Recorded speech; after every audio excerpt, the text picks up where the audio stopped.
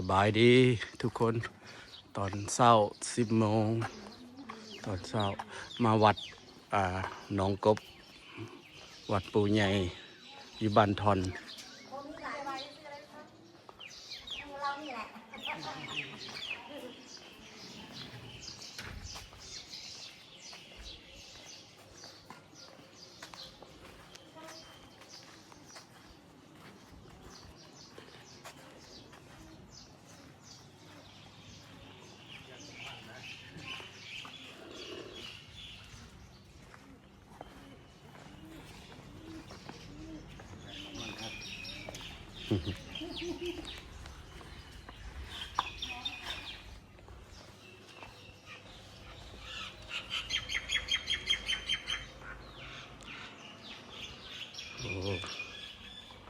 มากราบพระปูใหญ่เนาะนี่เนาะสาธุ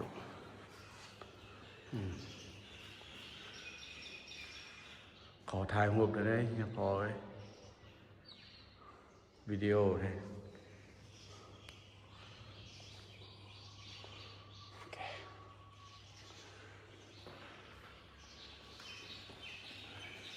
Can you hold camera like this?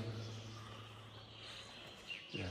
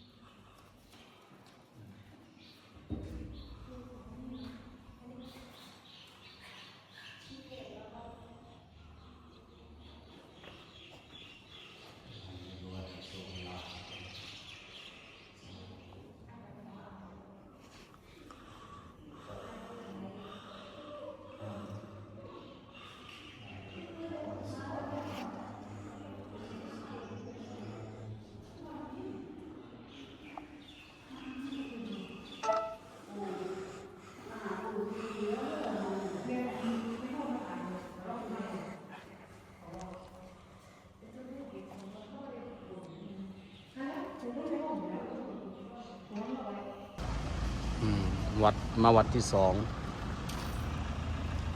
วัดซื้อพระธาตุทางพวน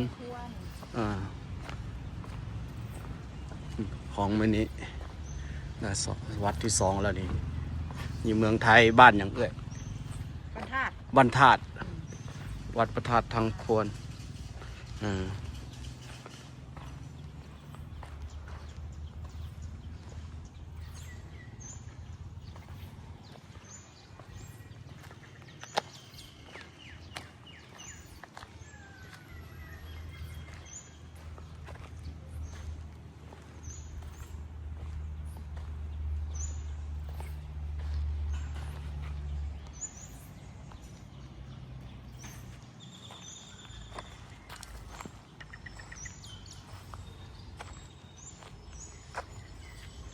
พระธาตุบางพวน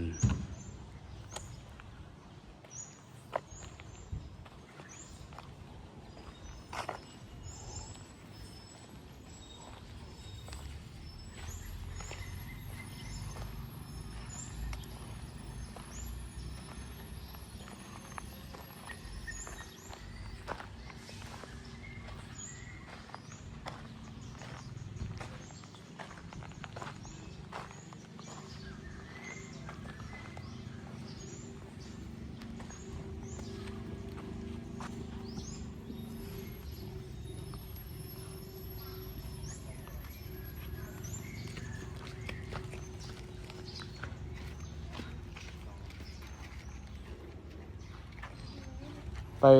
ซื้อดอกไม้ทูบอยู่ใส่โอ้โอเค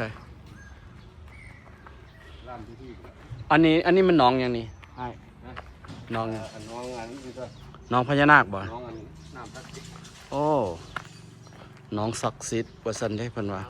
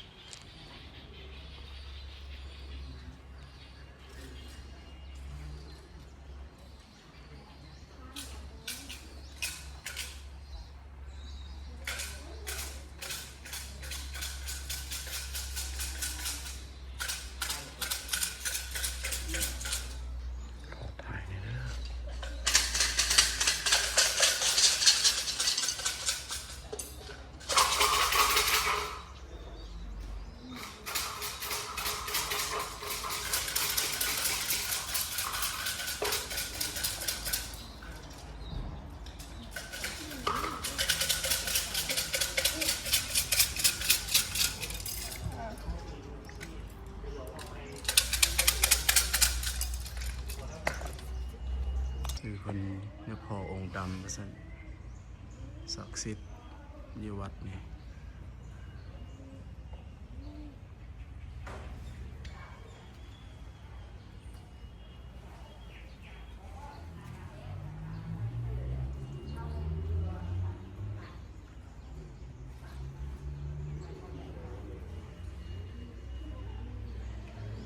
ไปซื้ออยู่ใช่หรอคุณ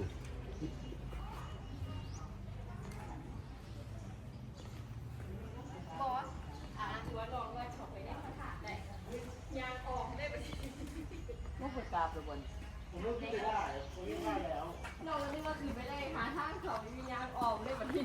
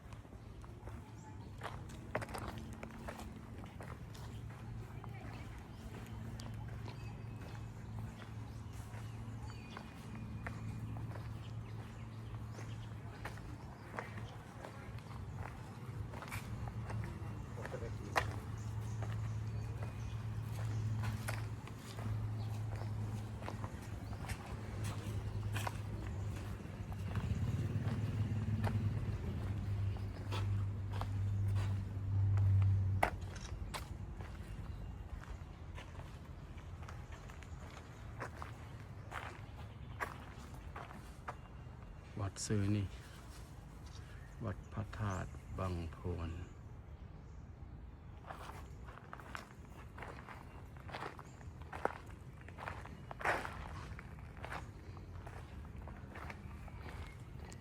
จกออกจกเบา